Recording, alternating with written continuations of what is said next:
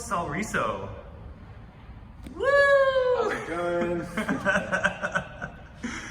We are at Movement Climbing Gym in Portland in a yoga studio, and this is the place where you rehearse. Yeah. I'm recovering from a wrist injury from a couple of years ago, so I try and spend a lot of time just like warming up my wrists. A lot of the movements are based off of martial arts or Tai Chi, where you're just kind of looking to balance. More or less, juggling is just like gambling, and you receive a dopamine reward every time you toss something and there's a risk and you catch it. Your brain is like, oh, I did something right, you know? And so after a while, you do the same trick 100 times, you don't get the same dopamine response. And so you're like, I need the next trick, you know? And it kind of like keeps you stimulated to keep learning more and more, because you will become bored doing the same things over and over again. And I feel that in my performances too. And it's like, I have my set movements that I know are safe, and I know that feel good, but also I try and challenge myself by having like, you know, trying to always make my craft a little better and a little better and a little better.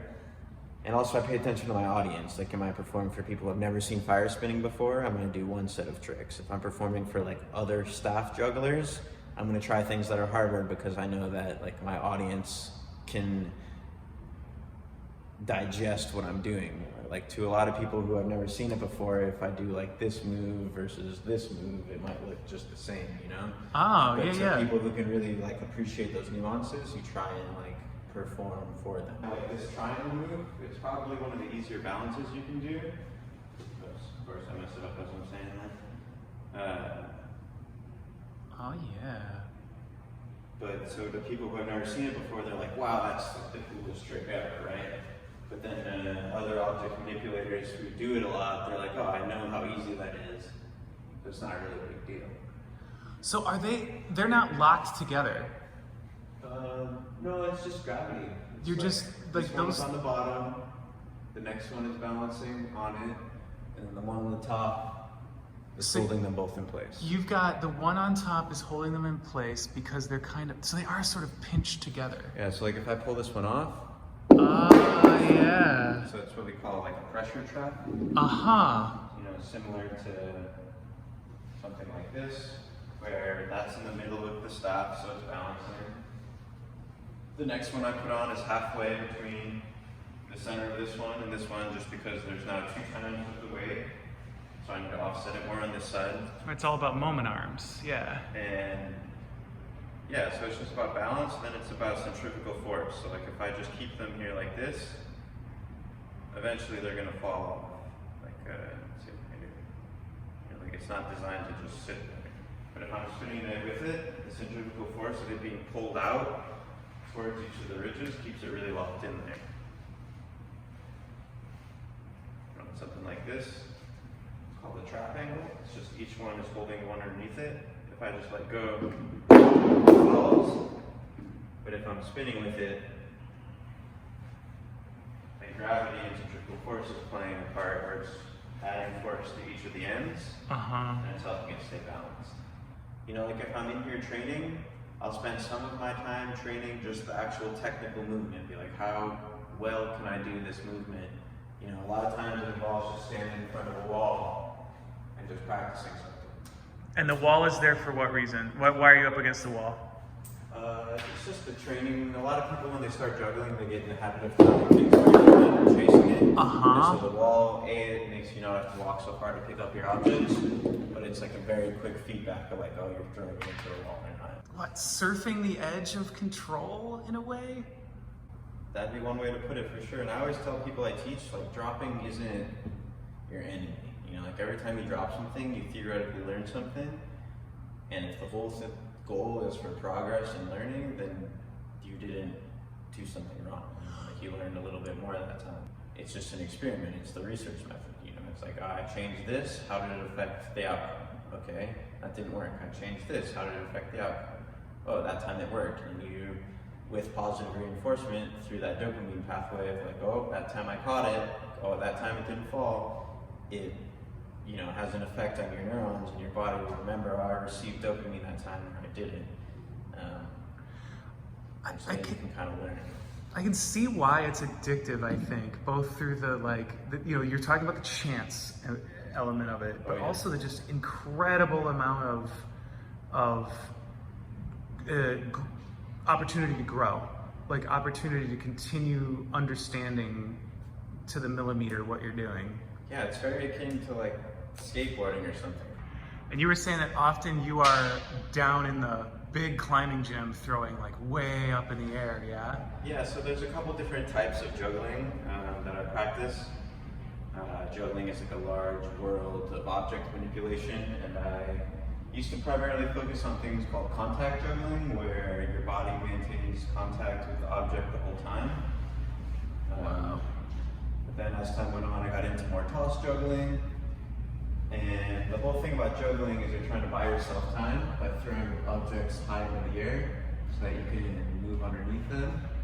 And there's a decent amount of ceiling space in here, but downstairs, since it's a climbing gym, it's got the largest ceilings in Portland that I found the ability to rent. And so usually after about 10 o'clock, the gym is pretty quiet, and so I go down there and I can practice like really high tosses. I mean, I perform at all hours of the day, but I do have a lot of experience doing like nightlife performances, like at clubs or at festivals and stuff, and those sometimes have odd hours. Yeah, and you do fire. Yeah. I mean, stuff is actually burning when you're throwing those things in the air. Like, I mean, it's fun. Like, it's amazing to watch the, sometimes it's like a whole circle of fire that you've got created, or whatever, like bizarre, I don't know, like it's like how did he get through that, kind of moments. I'm continually impressed. I can show you my fire stabs. They're designed to be pretty similar to my training stabs, or vice versa. I picked these ones out specifically because they're similar to the tools I use on fire. And so when it is on fire, I don't actually have to think about the fire very often, because there's some basic rules for fire spinning that once you follow them, it just becomes object manipulation again. Fire burns up, and so as long as you don't keep a flame pointed down, and it burns up into your hand or something, you don't really need to worry about it. So you often hold things horizontally and design movements to happen on that horizontal plane, so that I'm never really holding it like this where I'm feeling the heat of the object on my hand, or the fire on my hand. And then there's like safety things like fuel, what kind of fuel you use. We use a certain type of white gas that has like a slightly lower burning temperature versus something like gasoline or kerosene that burns hotter. This is like a Coleman camp fuel that burns a little lighter. And you make sure that there's never too much fuel on the actual prop, so that if you do touch yourself, you're not transferring the fuel to your clothes or to your skin, because humans aren't actually that flammable. Like you can touch a flame without burning yourself, but it's if the fuel transfers to your body and then continues to burn the fuel on your body, that's when it's like dangerous. Right. And so you try and wear like non-synthetic clothing so that it doesn't melt. That's another thing. Like if clothing melts to you, you're usually going to get burned because of the fabric melting more than like the fire burning you per se. What is different about performing versus rehearsing? Just the spotlight effect. Like it's all an energetic exchange, and when I'm in here by myself, the only thing that's adding energy to the stabs is me and gravity. Some people call object manipulations the flow arts, and they're talking about like keeping your brain in the flow state is what they say, and that's all about being in this area where the activity you're doing requires as much skill as you possess. Like if the activity requires more skill than you possess, you feel stressed, and if it requires less skill than you possess, you feel bored. So yeah, I try and stay in that sweet spot where I try not to do things on stage that I don't feel really comfortable doing, here. And I have like a routine for that. Like I'll try a trick 10 times. If I can land it all 10 times in a row, I say it's stage ready. And so I'll spend a lot of time training different tricks, and then I'll pick out the ones I'm most confident in, and then take those, if you imagine each trick was a word, I take the words I know best to make like my story, and then that's the story I tell on the stage. Yeah. And it's kind of like the methodology there. And I make a lot of words up myself. Like there are a lot of tricks that I've developed myself over my 10 years, there's a lot of tricks that I've learned from people who came before me. Like I'm not the first person to pick up a stick and start twirling it. Like it's probably arguably one of the oldest art forms around. Like I'm sure cavemen used to play with sticks, you know, like. Yeah, I think I've seen you like try something and then it didn't work, like in performance, Oh, and then yeah. you're like, you know, expertly, cleanly handling it. Yeah. So what you have? You seem to have like a go-to, like a few go-to places, Yeah, I can like talk nodal about that for a minute. spots. So like if you do a trick 10,000 times, you're gonna drop it a huge number of those times. And every time you drop it, you're learning something. You know, you're like, oh, yeah, it rolled off my arm slightly different that time, and so I had to catch it with the back of my hand instead of with the front of my hand like I intended to. And so the best artists are the ones who have dropped so many times that it also becomes comfortable for them, where they're like, oh, I know that if I drop, I just have to do like a little twist of my hand to get back to where I was or something. And so like if the staff actually drops on the floor, like I'll practice, every time I drop it, I try and practice like a different way to pick it up. Like it could be something like a pick up, it could be something like rolling into my foot. The definition of juggling is using one more object in the number of hands. And so like if I were to manipulate two sticks but have one in each hand, you would say like, oh, he's doing flow, or he's a flow artist. But as soon as I'm using one hand for two objects, you know, like this would be a juggling pattern. I need to practice my stage presence and performing so that that factor can be something else I control. You know, and if I get to the show and I don't have a costume piece, or the stage is smaller than I thought, or there's something out of my control, it's less influential to my psyche because I've had experiences like that already before. I'm like, oh, last time the stage wasn't big enough, I did this, you know, and like you kind of like build that comfort over time. And just like like I said, just like I practice the trick, I need to practice performing.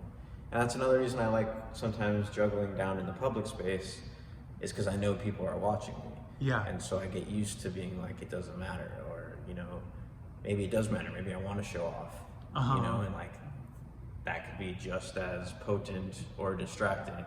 And so if it's not something I practice and get comfortable with, you know, my ego could get involved, and if I'm not like comfortable controlling my ego while I'm doing the movements, it could be just as distracting to what I'm doing. And so, Gotcha. yeah, it's like another featured practice. Excellent. Well, thank you so much for this interview, Enrico. Yeah.